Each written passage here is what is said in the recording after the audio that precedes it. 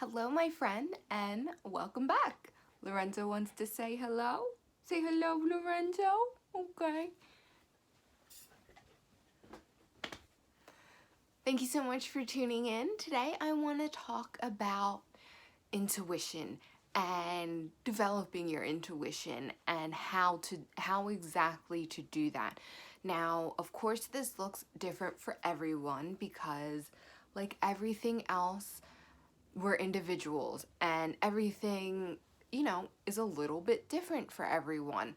But I just want to share a few things that have worked for me and that I am working on and I am currently trying to integrate into my life to increase that clarity of my intuition, to allow me to tune into it more and to tune into my intuitive abilities. And now I want to start off by saying that intuition is our birthright. Intuition is something that these bodies experience to help us along our human journey. And it is not just a select few that have this. Every single human being on this earth, regardless of who they are, has intuition and has the ability to step into listening to their intuition. And now I say ability very meaningfully. It is an ability. So, like any other ability, like the ability to ride a bike or the ability to throw a ball or the ability to, I don't know, keep your accountant, like keep your finances in order, that it has to be developed. It is a birthright. It is something that we were born with. And yes, some of us were born a little bit more in tune. They say the veil is maybe a little bit thinner for them, but that doesn't mean that anyone who has the desire to can't develop this ability. We all can. We're a little crooked here. Sorry. Every single person has the ability to develop this, but you have to do the work. And now the work sometimes isn't always easy, but a lot of the work can be really fun. And one of the biggest things that I want to share that I have experienced tapping into my intuition, and when I say intuition kind of encompasses angels, guides, spirits, whatever you want to say. I choose to only tap into and to only experience energy of the highest light. And that is also something that is very important because, we live in an energetic world where some energies are of higher frequency and some energies are of lower frequency. And since we have free will, we can choose what energy we choose to tune into. So when I'm talking about my intuition, I am talking about all of that: guides, spirits, ancestral guides, anything it is. I have experienced that they don't so much want to come through individually. They said this is very much a collective time, so I kind of umbrella them into my guides, or the guides of humanity or angels or whatever it is. So I choose to only tune into the highest light. And you experience your intuition, your guides, whatever you would like to call them, through your clairs. I'm not sure if I'm sure you're familiar.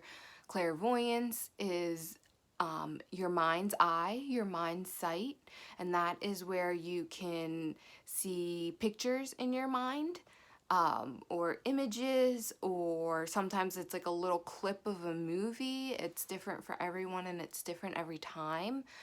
You have clairsentience, where you can feel, it's where you could feel emotion, or you could feel like a physical sense, like a little tingle on the tip of your nose.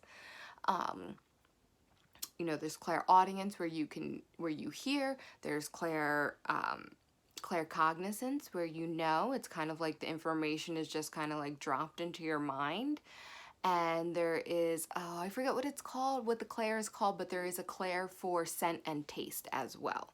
So And these are just, I'm sure that there are probably other clairs that we haven't really named, but those are the main clairs that you experience your intuition by.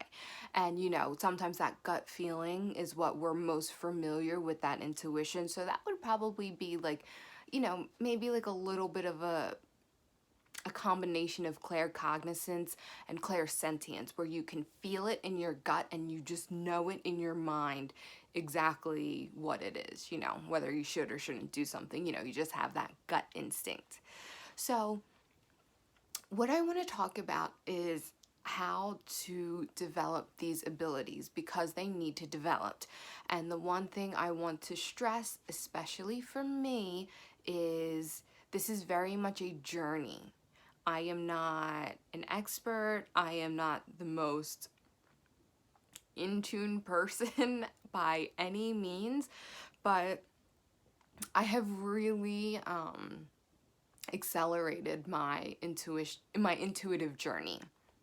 And I just really feel as though that my guides are calling me to share what some of the things that I have done and some of the things that I feel really helped to develop this ability, because it kind of clicked to me one day.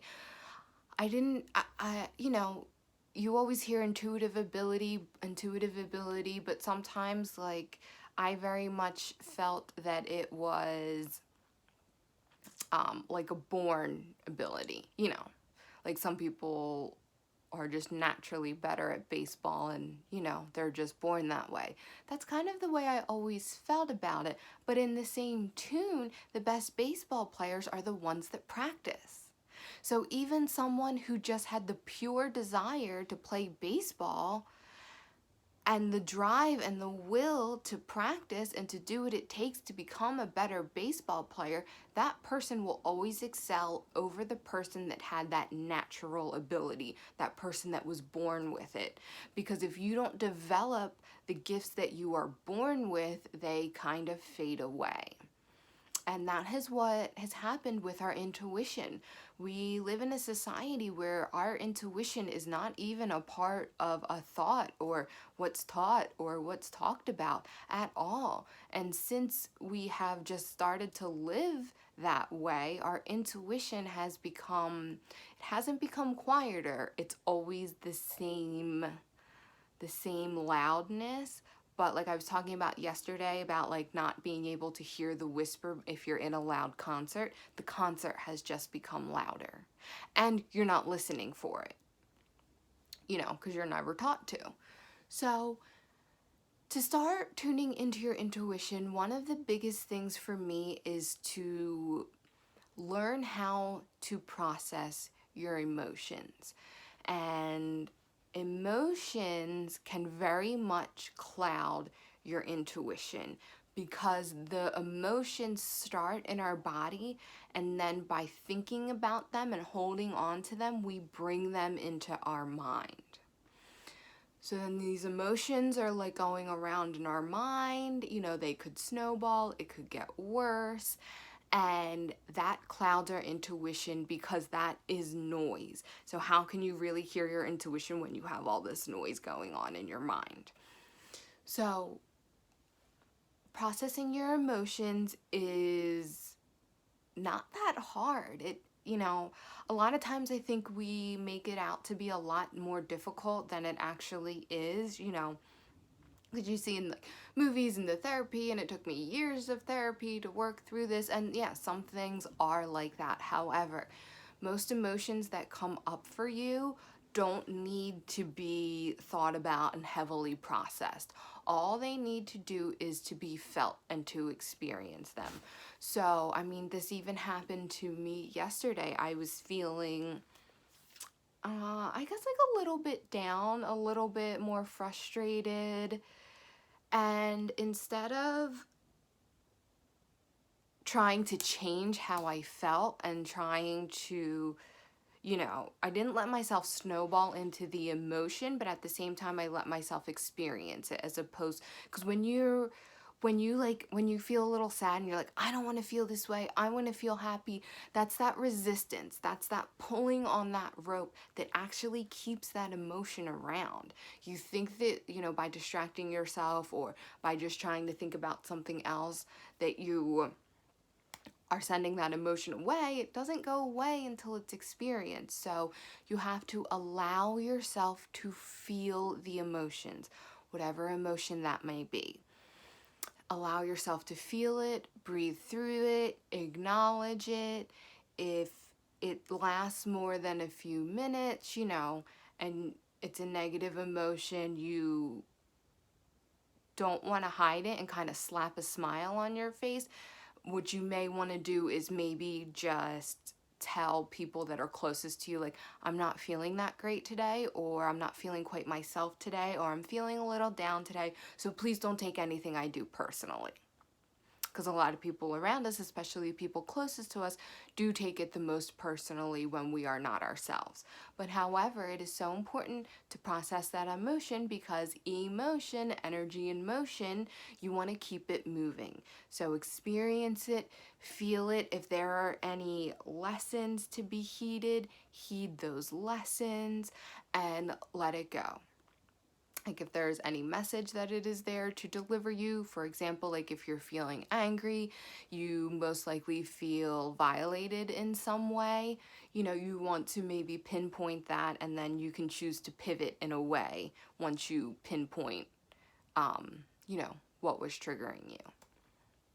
So processing your emotions for me has been one of the biggest avenues to develop my intuitive ability. Another thing, and I feel like it's becoming almost like so cliche because it just feels like, oh, it's the answer to everything, but it isn't the answer to everything, but in this instance, it helps you develop your intuitive ability, is meditation. And meditation allows you to practice, because meditation is a practice. If you feel like you're not good at meditating, no one's really good at meditating. We practice, and it does get easier the more you practice. However, I've been meditating every single day for 2 years now, and I still have bad meditations, or what I would think would be bad meditations, but there really is no bad meditation.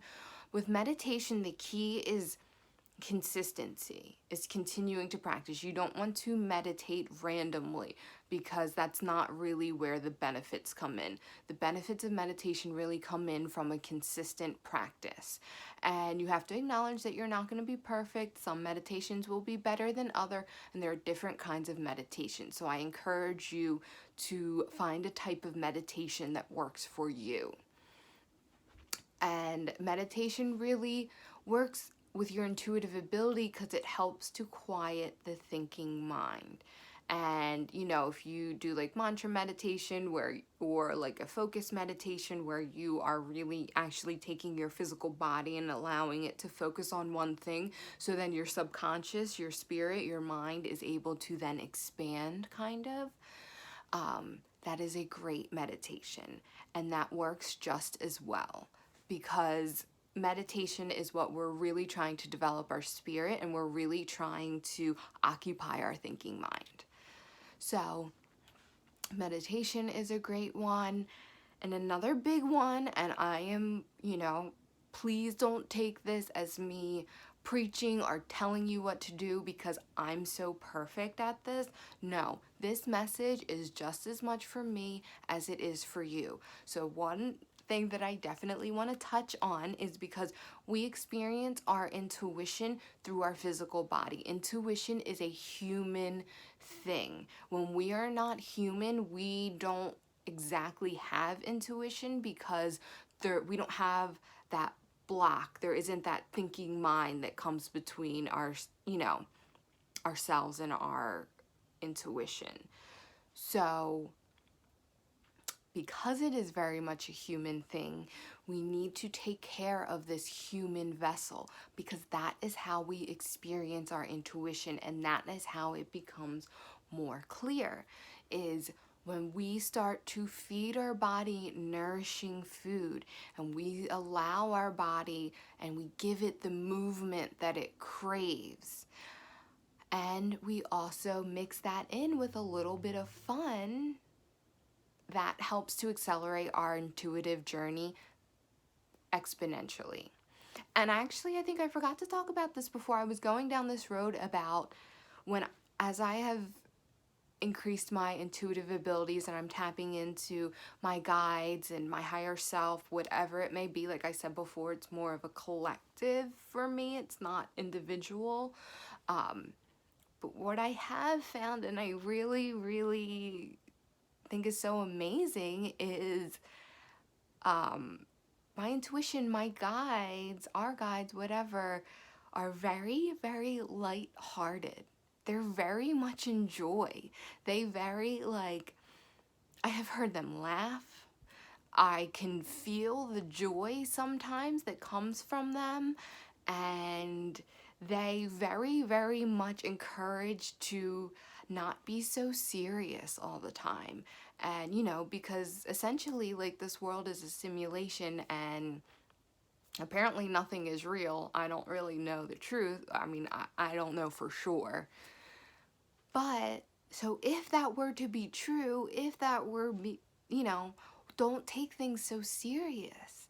And if not taking things so serious allows you to feel a little bit lighter, to feel more joy, that's the whole shebang. That's the whole game. That is the whole game of life. We are here to evolve, and through evolving, we raise our vibration. So the whole game of life is raising your vibration, and you do that through joy. So it really makes sense that our guides are very light, and they're very joyful, and they're very happy. I guess what we would describe to be happy. I think happy is a human emotion, but they very much are joyful and peaceful, and they laugh, and they laugh, or I'll use myself, they laugh at me, and not in a condescending way, in a very joyful, like, endearing way. You know, I was getting the intuitive message to wait on something, and this was a couple months ago, and I was like, okay, am I gonna have to wait for long? And that was one of the first times that I heard them laugh, and they said no, but it was just like, they just found it to be a very human thing for me to ask, so it just made them giggle. So I hope that you find that encouraging, and that, you know, you, first of all, you can choose to only tap into the highest light, you know, because I think a lot of, in energy work and spiritual work and intuition, I think that there is a lot of fear around darker energy. You know, I don't want to be possessed. I don't want, you know, darker energies can come in and tell me the wrong thing. And first of all, you always have discernment, which is part of your intuition. You always have that.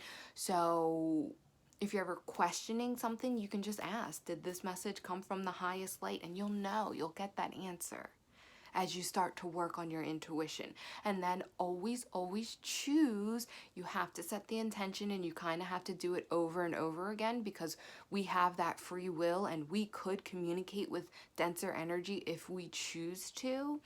So we have to continue to choose to only communicate with the highest light. And it is very, very important. So just set the intention, you know, throughout your day, daily, whatever it is. You know, I only communicate with the highest light. I only communicate with the highest part of myself that is here for my highest good and for the highest good of all. Intentions are really, really important on this journey as well.